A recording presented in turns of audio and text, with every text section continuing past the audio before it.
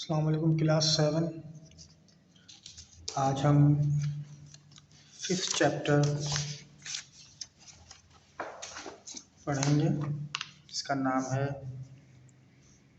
Creating web pages using HTML।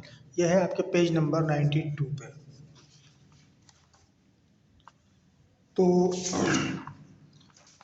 Web pages आपके लिए कोई नई चीज़ें नहीं है। आप इंटरनेट पर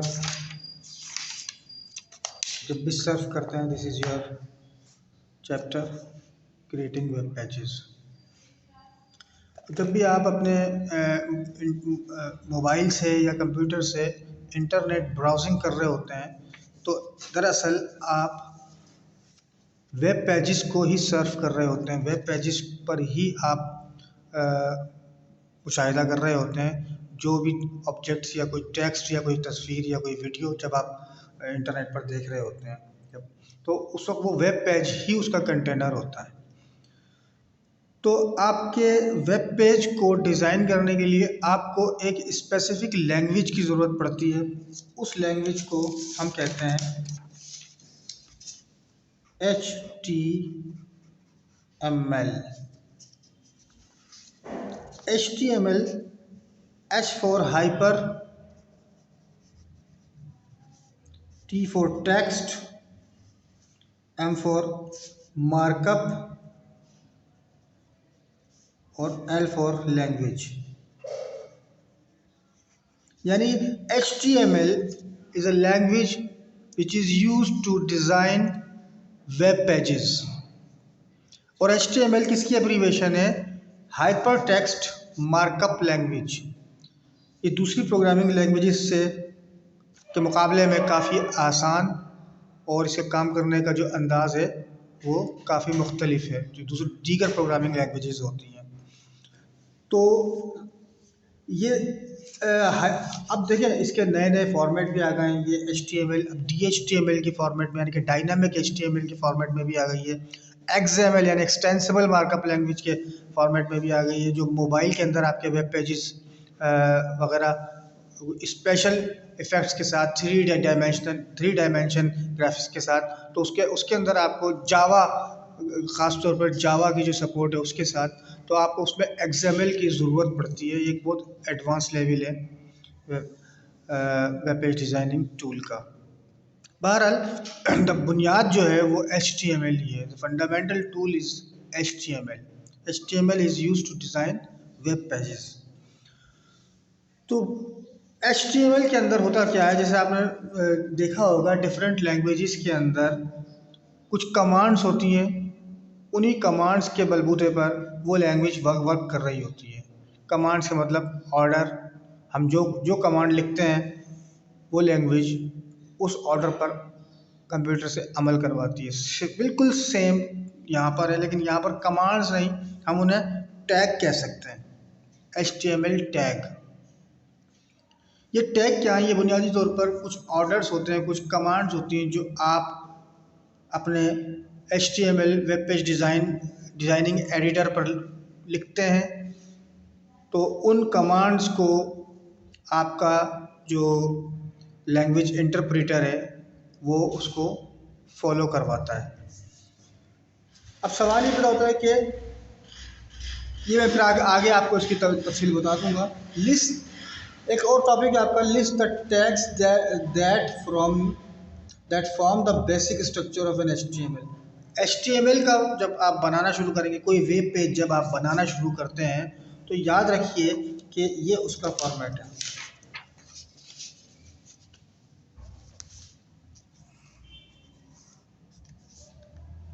सबसे पहले आपने वहाँ पे लिखना है HTML। ये हमेशा कोई भी टैग हो, HTML का कोई भी टैग हो, वो जब उसको हम लिखते हैं तो उसको हम इनक्लोज करते हैं between the less than and greater than. याद रखिएगा कि लेस देन लगाना ज़रूरी है, और उसको जब हम टैग लिख चुके हैं तो उसको हम फिर ग्रेटर देन से बंद कर देते हैं। तो ये देखिए, आप नोट करें, कोई भी टैग है वो इन्हीं लेस देन और ग्रेटर देन के दरमियान में लिखा हुआ है। ये जो बुनियादी स्ट्रक्चर है तो 3-4 टैग्स ही आए, लेकिन जब आप बड़ा कोई वेब पेज बनाएंगे तो उसके अंदर हज़ारों टैग्स भी आप उसमें इस्तेमाल कर सकते हैं, तो वो सब के सब इन्हीं में लिखे हुए होंगे, इन्हीं में इनक्लोज्ड होंगे। तो सबसे पहले कोई भी वेब पेज हो, चाहे वो कितना ही छोटा हो कितना ही बड़ा हो, आपने उसको स्टार्ट करना है HTML, एक टैग है। जब तक कि आप पहली लाइन पर ये टैग राइट डाउन नहीं कर देंगे, आपका पेज काबिल अमल नहीं होगा, वो एक्शन नहीं परफॉर्म कर सकेगा। उसके बाद जो जितने भी टैग्स हैं वो ऑप्शनल हैं, तो उनके अंदर आप चेंजिंग या ऊपर नीचे उनको कर सकते हैं, लेकिन इसके अंदर कोई आपके पास ऑप्शन नहीं है, ये तो आपने सबसे ऊपर लिखना ही है। तो उसके बाद फिर आप आमतौर पर हेडर का एक टैग इस्तेमाल करते हैं, HEAD, हेड। हेड के मतलब होते हैं उसका हेडर, उसका ऊंचे ऊंचे ऊंचा ऊंचा हिस्सा। उस हेडर के अंदर आप टाइटल लिखते हैं। देखें, याद रखिए कि जब भी कोई टैग आप लिखते हैं तो आखिर में उस टैग को स्लैश लगा के बंद भी करना पड़ता है। तो बंद कैसे करेंगे? सिर्फ स्लैश लगा देंगे, बाकी पूरा का पूरा वही टैग लिख देंगे। मिसाल के तौर पे अगर मैं एक और टैग यूज़ करता हूँ, फ़ॉन्ट, ठीक है ना। अगर मैं फ़ॉन्ट यूज़ कर रहा हूँ तो फिर मुझे जब तक मेरे फ़ॉन्ट का काम चल रहा है तो ठीक है, जब मेरे फ़ॉन्ट का काम ख़त्म हो जाएगा तो मैं उसको स्लैश लगा के और फिर वही स्पेलिंग और मैं उसको बंद कर दूँगा। बिल्कुल इसी तरह हेड, जब मैं हेड में काम कर रहा हूँ, हेडर पे काम कर रहा हूँ, तो मैंने हेडर खोला हुआ है, लेकिन जब मेरा हेडर कंप्लीट हो गया तो मैं स्लैश लगाऊंगा और फिर वही हेड की स्पेलिंग दोबारा लिख के उसको बंद कर दूंगा। तो ये ओपन हुआ, ये क्लोज हो गया। ये जो स्लैश है ये क्लोज की निशानी होती है, यानी कि आपने अपने टैग को क्लोज कर दिया। तो इसके अंदर यही बताया गया है कि आप जब HTML टैग लिखेंगे तो उसके बाद फिर आपने हेडर पे जाना है। हेडर के अंदर आम तौर पर क्या लिखते हैं, इन दोनों के दरमियान, यानी कि इब्तिदा और इसके एंड के दरमियान आपने आम तौर पर जो जो प्रोग्रामर्स करते हैं, या तो यहाँ पर स्क्रिप्ट आता है, या यहाँ पर कोई सर्वर साइड प्रोग्राम आता है, या यहाँ पर कोई और चीज़ आती है आपका। लेकिन आमतौर पर मेरा अपना एक्सपीरियंस ये है कि मैं यहाँ पर हमेशा अपने स्क्रिप्ट्स इस्तेमाल करता था, जो मैं जावा पे या ASP पे या PHP पे लिखता था। तो वो स्क्रिप्ट्स जब यहाँ पर आपने आप डाल देंगे तो आपका पेज डायनामिक भी बन सकता है, डायनामिक बन जाता है। और हेडर के अंदर एक चीज़ और आती है, टाइटल। अब टाइटल आपके पेज का क्या है? My web page.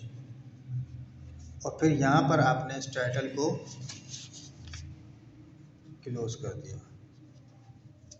देखें, हेड में ये सबसे पहले आपने खोला HTML,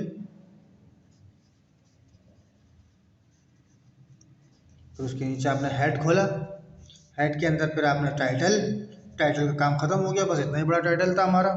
और फिर आपने टाइटल को स्लैश से क्लोज कर दिया और आपने हेड को भी क्लोज कर दिया, because you don't have any script right now. आपके पास कोई जावा का या कोई ASP का या कोई PHP का स्क्रिप्ट नहीं है। अगर होता तो आप यहाँ पर उस स्क्रिप्ट को डालते, स्क्रिप्ट का टैग लगा के स्क्रिप्ट लिखते, इसी तरह लेस देन और ग्रेटर देन के दरमियान, और फिर वहाँ पे वो आप उसको इंसर्ट कर देते हैं। लेकिन फिलवक्त हमारे पास नहीं, बुनियादी स्ट्रक्चर में स्क्रिप्ट्स का जिक्र नहीं होना चाहिए, ना होता है।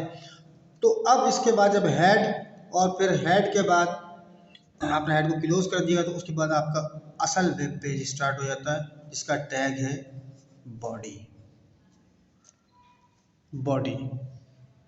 अब यहाँ बॉडी के अंदर आपने पैराग्राफ भी आएंगे, आपके इमेजेस भी आएंगे, यहाँ पे आपकी वीडियोस भी आ सकती हैं। जो कुछ आप वेब पेज पे डालना चाहते हैं वो सब कुछ बॉडी में ही, वेब पेज की बॉडी के अंदर ही आपको डालना होता है। तो जब ये तमाम काम हो चुका होगा तो आपने यहाँ पर आखिर में स्लैश लगा के और इस बॉडी टैग को भी बंद कर देना है। बॉडी टैग को बंद करने के बाद जाहिर है अब HTML आपका काम कंप्लीट हो गया। आपने जो काम करना था वेब पेज पे जो चीज़ें पुट करनी थी वो आपने पुट कर दी। अब बॉडी क्लोज हो गई तो इसका मतलब ये हुआ कि अब HTML भी क्लोज हो गया। लेकिन याद रखिए कि बॉडी टैग पहले क्लोज होता है क्योंकि ये बाद में आया है। देखिए बाद में आया है, जो पहले आएगा वो पहले बंद होगा। इसकी तरतीब याद रखिएगा वरना एरर आता है। और वेब पेज डिज़ाइनिंग के अंदर एरर भी इस तरह के होते हैं कि आप आमतौर पर आपको पता भी नहीं चलते, लेकिन आपका पेज चलेगा नहीं, आपके रिक्वायर्ड रिजल्ट नहीं आएंगे, लेकिन एरर का पता नहीं चलता। तो इसलिए ये कुछ बुनियादी प्रिकॉशंस है, इस पर आप अमल कीजिए। जब HTML टैग आपने बंद कर दिया तो आप ये आपका पेज जो है ये बन गया। इसके अंदर आपने बाद में एडिटिंग करनी है तो आप एडिटिंग कर सकते हैं इसके अंदर, ये नहीं कि बन गया तो बस क्लोज हो गया। मुख्तलिफ़ किस्म की और एडिटिंग भी कर सकते हैं आप इसके अंदर। तो जब जब आप एडिटिंग करेंगे आप उसको सेव करते रहें। तो ये है बुनियादी टैग्स जो इस्तेमाल होते हैं किसी भी वेब पेज में। What is the difference between container tag and empty tag? देखिए कंटेनर टैग वो टैग होते हैं जो आमतौर पर अपनी टैग के साथ अपने एट्रीब्यूट्स को या किसी दीगर ऑब्जेक्ट्स को अपने साथ रखते हैं। मिसाल के तौर पे बॉडी, अब देखिए यहाँ पे मैंने बॉडी का टैग जो इस्तेमाल किया है तो उस बॉडी को मैंने यहीं क्लोज कर दिया, यहाँ से स्टार्ट किया और यहाँ पे क्लोज कर दिया। लेकिन बॉडी टैग बुनियादी तौर पर है कंटेनर टैग। कैसे कि हम जब बॉडी टैग को इस्तेमाल करेंगे तो हम इस तरह भी इस्तेमाल कर सकते हैं। Body BG colour as equal to green comma text colour is equal to yellow और इसके ऑप्शन एट्रीब्यूट्स होते हैं। अब यहाँ पर आप इसको क्लोज कर दें तो देखें ये बॉडी टैग जो है ये एक कंटेनर टैग है, इसलिए कि अपने साथ ही कंटेन करता है डिफरेंट एट्रीब्यूट्स को। इसी तरह फ़ॉन्ट है, अगर मैं फ़ॉन्ट का टैग इस्तेमाल करता हूँ तो फ़ॉन्ट फेस, फ़ॉन्ट कलर और फ़ॉन्ट साइज़, ये मेरे पास इसके एट्रीब्यूट्स होंगे। और बहुत सारे टैग्स ऐसे होते हैं जो कंटेंट नहीं होते, जो कंटेनर नहीं होते, वो एम्पटी कहलाते हैं। मिसाल के तौर पे एक टैग है हमारे पास हेडिंग देने के लिए हमारे वेब पेज को H1। इसी तरह एक है हमारे पास एक बीच के अंदर आपके एक लाइन खींचने के लिए H4। H4 तो खैर कंटेनर है, लेकिन H1 की मिसाल ले लें आप। H4 को आप कंटेनर बना सकते हैं। इस तरह बहुत सारे और भी टैग हैं जो आप देखेंगे कि वो अपने साथ कुछ ना कुछ ऑब्जेक्ट को यूज़ कर रहे होते हैं और आप उनको, लेकिन लाजमी नहीं है कि आप तमाम के तमाम ऑब्जेक्ट्स को इस्तेमाल करें। आप उसको सिंगल भी इस्तेमाल कर सकते हैं, वो काम करेगा। उसके साथ कोई अगर 4 ऑप्शन है उसके फिक्स हैं तो आप उसमें से 2 भी इस्तेमाल कर सकते हैं तो वो काम करेगा। तो बुनियादी स्ट्रक्चर में ये है। तो कंटेनर टैग और एम्पटी टैग का हो गया। अब देखें state the difference between WYSI HTML editor, इसको हम आमतौर पर विज़विग भी कहते हैं। ये एब्रीविएशन है, what you see what you get. देखिए यहाँ पे मैं आपके नोट्स में लिखी भी, what you see what you get. इसका मतलब ये हुआ कि जो आपने देखा वो हासिल कर लिए, जो आपने देखा वो बना लिए। ये विज़विग एडिटर्स जो होते हैं ये बुनियादी तौर पर वेब पेज बनाने के लिए इस्तेमाल होते हैं, लेकिन इसके अंदर काफ़ी आपके पास वेब पेज बनाने में आसानी प्रोवाइड करते हैं आपको। बिल्कुल MS वर्ड की तरह आपकी स्क्रीन पर खुलेंगे और MS वर्ड की तरह, जैसे आप MS वर्ड पर डॉक्यूमेंट बना रहे होते हैं, बिल्कुल इसी तरह आप इसके ऊपर वेब पेज बना रहे होंगे। फ़र्क ये है कि जब हम MS वर्ड पर काम करते हैं तो उसको हम DOC एक्सटेंशन के साथ सेव करते हैं, और जब हम वेब पेज बनाएंगे तो हम उसको HTML के साथ सेव करेंगे। सेम टू सेम वर्ड है ये, बिल्कुल कोई फ़र्क नहीं है दो एक चीज़ों के अलावा। बिल्कुल आप देखेंगे कि आपको ऐसा लगेगा जैसे आप MS वर्ड पे बैठे हों, लेकिन जब आप MS वर्ड की तरह उस पर काम करते रहेंगे तो एट द एंड आप देखेंगे कि आपका वेब पेज तैयार हो गया।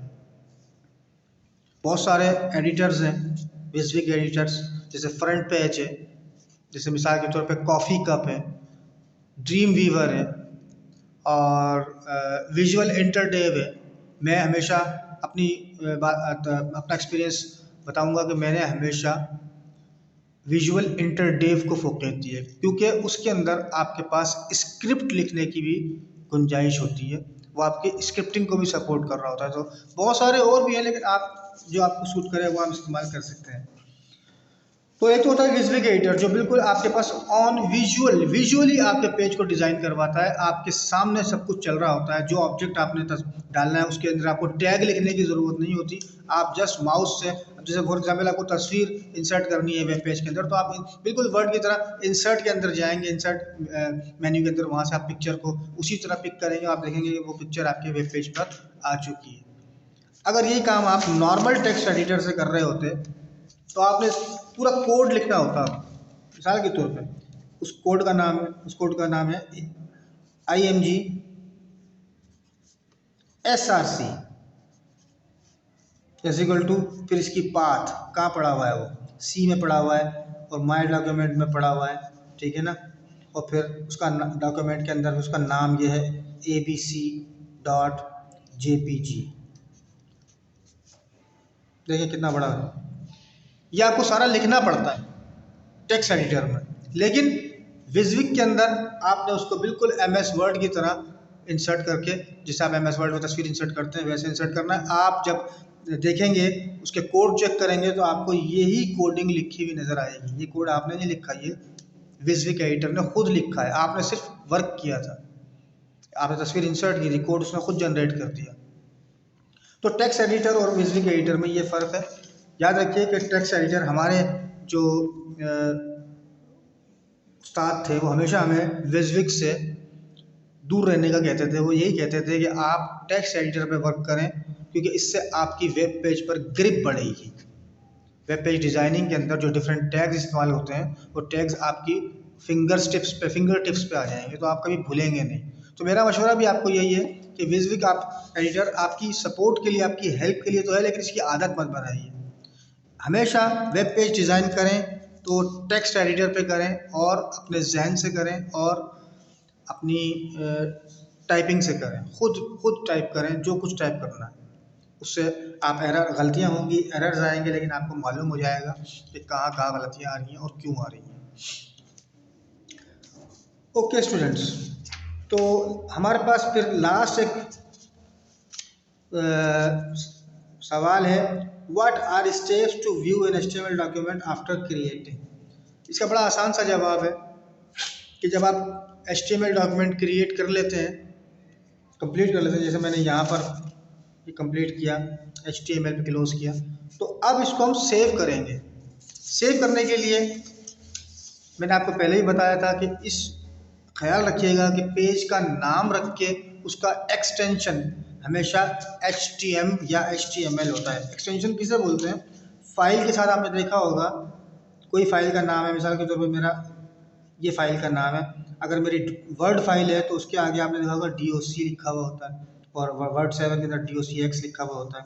अगर तस्वीर है तो आपने देखा होगा tahir.jpg, ठीक है ना। अगर फॉर एग्जांपल कोई वीडियो है तो आपने उसका एक्सटेंशन नोट किया होगा MP4। अगर कोई ऑडियो है, कोई गाना है, तो आपने नोट किया होगा MP3। तो ये एक्सटेंशन होते हैं, ये आइडेंटिफिकेशन होती है फाइल की, कि फाइल ऑपरेटिंग सिस्टम इस फाइल को किस निगाह से देखता है, इसका क्या स्टेटस है। एक्चुअली ये आपकी फाइल की एक आइडेंटिफिकेशन और उसकी पहचान होती है। ऑपरेटिंग सिस्टम यानी आपका विंडोज़ उसको रिकग्नाइज करता है इन एक्सटेंशन से। तो याद रखिए कि जब आप अपने वेब पेज को सेव करने लगेंगे तो उसका नाम आप जो भी रखें, उसका एक्सटेंशन हमेशा HTM या HTML। मैं आपसे कहूँगा कि पूरा HTML ना रखें, सिर्फ HTML रखें, क्योंकि जब आप अपनी वेबसाइट को या वेब पेज को अपलोड करने लगेंगे तो जिस सर्वर पे आप अपलोड कर रहे होते हैं, बाज़ औक़ात, ये मेरा अपना ज़ाती तजर्बा है, बाज़ औक़ात वो 4 अल्फ़ाबेट्स पे एक्सटेंशन को एक्सेप्ट नहीं कर रहा होता, तो बड़ी मुसीबत हो जाती है। फिर आपको तमाम वेब पेजेस के एक्सटेंशन तब्दील करने पड़ते हैं, काफ़ी टाइम वेस्ट होता है इसके अंदर। तो आप HTML रखें, HTML 3 पर होता है, देखिए तमाम के तमाम एक्सटेंशन कंप्यूटर के अंदर 3 पर ही होते हैं। HTML ये 4 है, 4 अल्फ़ाबेट्स हैं। तो कोई कोई एक्सेप्ट कर लेता है सर्वर, कोई कोई एक्सेप्ट नहीं करता, तो आप इसको पहले ही इस चीज़ का ख्याल रखें कि उसको HTML रखें। एक और बात कि पहला वेब पेज, जो किसी वेबसाइट का पहला वेब पेज होता है, हमेशा उसका नाम इंडेक्स रखा जाता है। इसके अंदर आपके पास ऑप्शन नहीं है इंडेक्स। अगर आप उसका पहले पेज का, उसके बाद दूसरे से आपकी मर्ज़ी शुरू हो जाती है। अगर आपकी वेबसाइट के अंदर 100 पेजेस हैं तो 99 पेजेस पर आपकी मर्ज़ी है उसका नाम रखने में, लेकिन पहला पेज हमेशा इंडेक्स के नाम से होगा। याद रखिएगा कि ये वो बातें हैं जो तजर्बे में आई हुई हैं। तो किसी भी सर्वर पे आप अपनी वेबसाइट को अपलोड करेंगे, उसका नाम इंडेक्स रखेंगे आप। इंडेक्स के अलावा अगर आपने कोई नाम रखा, वो आपकी वेब पे आपकी वेबसाइट नहीं चलेगी, वो आपका वेब पेज नहीं चलेगा, ठीक है ना। तो index.html, तो ये आप करेंगे अपने वेब पेज को सेव करते हुए। अब उसको खोलने का तरीका क्या है? जब आपने बना के सेव कर दिया, किसी एडिटर के अंदर आपने उसको बनाया, चाहे वो विज़विग एडिटर हो या टेक्स्ट एडिटर हो, आपने उसको बना के सेव कर दिया। अब सेव करने के बाद आप देखना चाहेंगे तो आपने सबसे पहले अपने वेब ब्राउज़र को ओपन करना है। वेब ब्राउज़र में सबसे बेस्ट मेरे नज़दीक गूगल क्रोम है। आपने गूगल क्रोम ओपन किया, वहाँ से आपने उसका जो या कंट्रोल ओ दबा दिया आपने, ये लिखा तरीका, open Google Chrome and press control O, the open dialog box appear. एक ओपन डायलॉग बॉक्स आपके सामने आ जाएगा, वहाँ से आपने सिलेक्टेड फाइल को आपने उठा लेना है, जिससे आप आम कंप्यूटर में फाइलें उठाते हैं। एक तरीका ये, जो थोड़ा सा लंबा तरीका है, एक तरीका ये भी है कि आपका पेज जहाँ पर भी सेव किया है, फॉर एग्जाम्पल आपने डेस्कटॉप पे सेव किया है, तो डेस्कटॉप पे जाकर उस वेब पेज पे डबल क्लिक कर दें तो वेब पेज खुद ही ब्राउज़र में उठेगा। उसको अपने ब्राउज़र को उठाने की, ब्राउज़र के अंदर उठाने की मेहनत करने की भी ज़रूरत नहीं है।